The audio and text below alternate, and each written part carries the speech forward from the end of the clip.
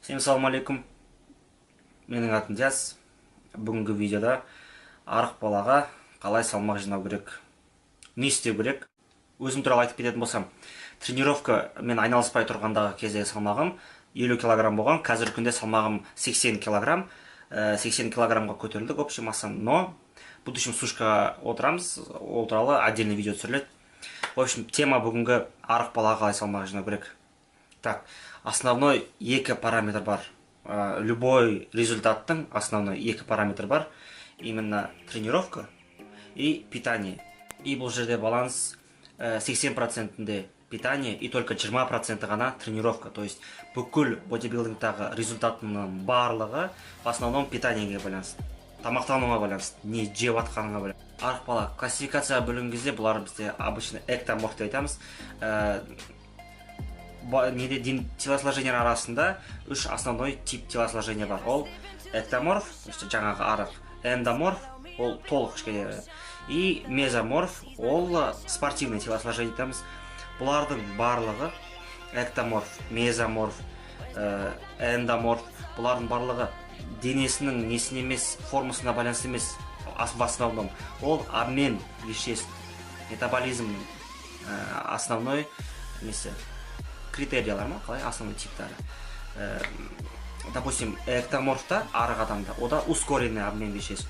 Ол тамақ жеп 1000 килокалорий пайда болса тамақтан, ол сол 1000 килокалорий кішкене ғана қозғалса уже құртып тастайды. Ол объемы үлкен машина сияқты да. Эндоморф, ода замедленный обмен веществ. Замедленный обмен веществ, ол 1000 килокалорий жесе, ол тура сол эктоморф сияқты күні бойы қозғалса да, ол максимум 300 или 400 килокалорий жұмсайды. То есть ода обмен веществ ақырын жүреді. Ақырын жүргеннің несінен, кесірінен, күнде тұтынған килокалория, күні бойы жеген килокалория, артық килокалорияның барлығы пайдаланылған жирға жиналады. И содан кейін, естественно, обмен веществ ақырын адамда жирға деген, жир жинауға деген уклонность көбірек. Мезоморф, ол спортивный, ол средний обмен веществ. Подкожный жирның несі, ол средний. Мезоморфта ол барлығы средний. Средний адамда болу керек. Қазір күнде бірақ таза бір типқа жатқызатын телосложение болмайды, көбіне олар екеуі аралас жүреді. Допустим, мен тренировкам вообще айналыспай тұрғандағы негінде мен өзімді эктоморф деп ойлайтын. Что арық едім. Арық болған эктоморф деп ойлайтын. На самом деле мен эндоморф. То есть мен подкожный жир жинауға деген потенциал көп. То есть жир жинауға деген ол кейін келе байқалды. Екінші второй подбородок, қарын. В общем, не суть. Так, тип телосложениені айттым. Енді осы каждый типқа байланысты программа құралады. Біз бүгінгі күнде эктоморф туралы в основном сөйлесетін боламыз. Эктоморф ол андай балалар бар, қанша жесем де семірмеймін дегендер. Вот тамақты көп жеймін, бірақ семірмеймін дегендер. Вот осыларға арналады бүгінгі видео. Так, основа, питаниенің основасы. Мышцы, денедегі мышцы, адамның организмі в целом, в основном, белоктан тұрады. Ну, то есть, ақуыз. Именно белоктан емес, аминокислотадан тұрады, точнее. Сонда белок, ол күні бойы тұтынуымыздың керек основной заттардың біреуі, так как мышцы керек бізге, масса керек қой. И ол белокты транспортировать ететін основной күш, энергия углеводтан алынады. Так, основной түсіндік, то есть мышцаға керек белок, и белокта апарады углевод. Осы екі зат, каждый сенің килограмм мышцыңа, килограмм салмағыңа 2-2,5 грамм белок керек, чтобы салмақ жинау үшін. То есть сен салмағың 60 килограмм болса, сен күніне 120 грамм белок жеуің керексің. 120 грамм. И каждый сенің килограмм салмағыңа углевод есептейтін болсақ, углевод 5-7 грамм углевод. Каждый килограмм салмағыңа. То есть 60 килограмм болатын болсан салмағың, күнделікті 5 граммнан есептейтін болсақ, каждый килограммға 5 грамм.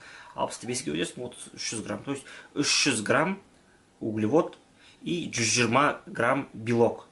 Только осындай ғана программа кезінде, только осындай ғана питание кезінде, то есть сен салмақ жинайсың. Потому что профицит калорий болады. Енді тренировка. тренировка ол в основном многосуставный, базовый упражнение болу керек. Базовый деп кетеді жим штанги, классика, жим штанги, становый и приседание деп кетеді. Но в целом заниматься еткен кезде многосуставный болса, ол уже жетіп жатыр. Бірталай бір емес, бірнеше сустав қатысады. Базовый упражнение деп сонда айтады. Так, бір аптада 3 рет тренировка. Одан көп барып керек емес, потому что пока не кезінде, масса набор кезінде сен силовой тренингқа көп ненде бөлесің да, внимание. Силовой тренингқа түскеннен кейін суставтарға емделуге, жазылуға, восстанавливаться етуге көбірек уақыт керек. Итак, күнін бір аптада 3 рет тренировка. Кім қалай бөлетін білеймін? Понедельник, среда, пятница. Обычная классификация. Понедельник, среда, пятница барлығы барады. Так, понедельник основной үлкен мышца, бір үлкен мышца и жанында бір парный кішкене мышца жүреді. Понедельник грудь, бицепс. Классика. Бұны барлығы пайдаланады, бұл бұрыннан бері бар. Грудь, бицепс. Среда, спина, трицепс. И последняя пятница, аяқ, квадротрицепс дейді, аяқ и дельта. То есть на плечи. Каждый күнге, каждый тренировочный күнге бір үлкен мышца и бір кішкене мышца жанына в пару. Кішкене мышцаға особо қатты внимание бөлмей қойса болады. Вниманием бәрі базовый, многосуставный, үлкен мышцада жүрсін. Потому что организмге үлкен стресс болған кезде, ол оған жизненно необходимо екен түсінсе, салмақ жинау керек екен, ол только сол кезде ғана жинайды. То есть құры тамақтанып, сен салмақ қоса аласың, но сен ет қоспайсың, мышца қоспайсың, сен возможно май қосасың.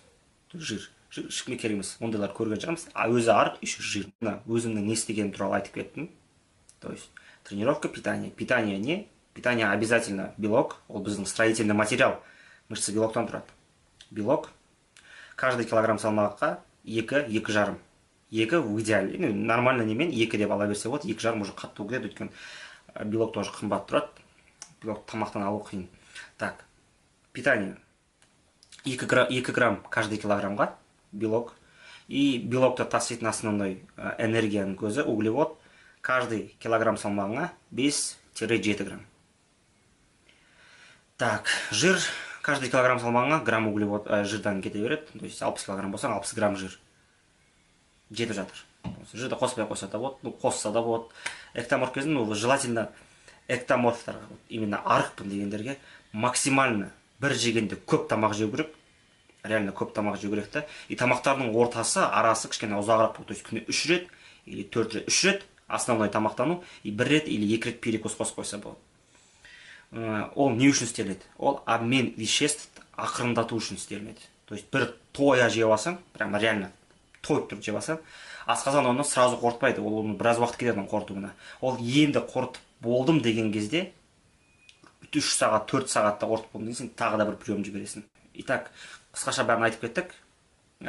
Толығырақ тамақтану туралы и тренировка туралы толық видео түсірем. Просто бұл общий бірінші видеом түсіріп жатқан. Общий барлығын айтып кетейін деген. Так что каналға тіркелеміз, подписываемся, лайк басамыз обязательно.